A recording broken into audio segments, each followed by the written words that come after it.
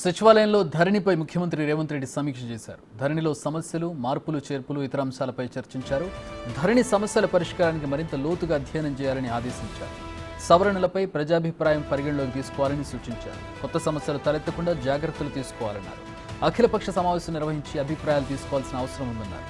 అవసరమైతే అసెంబ్లీలోనూ చర్చ పెడదామన్నారు.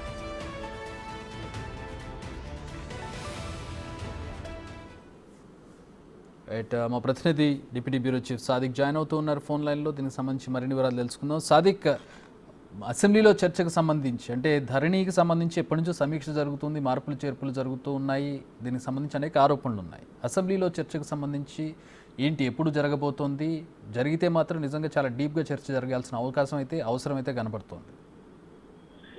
చక్రి, ఇది నిజంగా చెప్పాలంటే ధరణి సమస్యలు అన్నది ఎంత చేసినా కూడా చాలా మాడ్యూల్స్ లో అనేక సమస్యలు ఉన్నాయని కూడా ప్రభుత్వ వర్గాలు చెప్తున్నాయి, అధికారులు చెప్తా ఉన్నారు. రైతాంగం చాలా తీవ్రమైన నష్టాలు వాటిల్తుంది. ఇంకా దీనికి సంబంధించిన అంశాల్లో స్పెషల్ డ్రైవ్ పెట్టినప్పటికీ ధరణి సమస్యలు ఇంకా దాదాపు 150,000 వరకు కూడా అప్లికేషన్స్ ఇంకా పెండింగ్ ఉన్న పరిస్థితి కనబడుతుంది. అంటే ధరణిలో ఉన్నటువంటి వెబ్సైట్ లో అనేక లోపాలు, దాదాపు ఒక 67 మాడ్యూల్స్ లో కూడా ఇంకా లోపాలు ఉన్నాయి. అవి ఎంత సవరించినా కూడా వాటికి జరగడం లేదని కూడా ఒక అభిప్రాయానికి వచ్చారు. సో దీనికి సంబంధించి శాశ్వత పరిష్కారం దిశగా చర్యలు చేపట్టాలని కూడా ముఖ్యమంత్రి రేవంత్ రెడ్డి చెప్తా ఉన్నారు. సో ధరణి స్థానంలో కూడా భూమాత యాప్ ను తీసుకొచ్చే వ్యవస్థలో కూడా ప్రభుత్వం ఉన్న నేపథ్యంలో ఆ మేరకు సంబంధించిన చర్చలు కూడా కొనసాగుతుంది.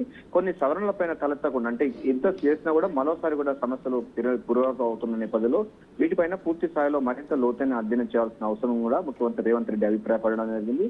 సో ఇప్పటికే రైతు సంఘాలు, ఇతర పార్టీ నేతలకు సంబంధించిన వాళ్ళతో కూడా అఖిలపక్షం నిర్వహించి వారి అభిప్రాయం కూడా తీసుకోవాలి, ఒక డెమోక్రటిక్ గా తీసుకోవాలి. ఎందుకంటే ధరణి వల్ల చాలా మంది రైతాంగం కొనుగోలు అమ్మకాలు కానీ, పట్టదారు పాఠ్య పుస్తకాలు కానీ, ఇతరత్వ దాంట్లో కూడా చాలా ఇబ్బందులు తలెత్తున్న నేపథ్యంలో ఒక అఖిలపక్ష సమావేశాన్ని ఏర్పాటు చేసి వాళ్ళ అభిప్రాయం కూడా తీసుకోవాలి. ఇప్పటికే నిపుణుల కమిటీ అభిప్రాయం తీసుకున్నటువంటి ప్రభుత్వం మరోవైపు అన్ని పార్టీల యొక్క అభిప్రాయం తీసుకోవాలని కూడా భావిస్తుంది.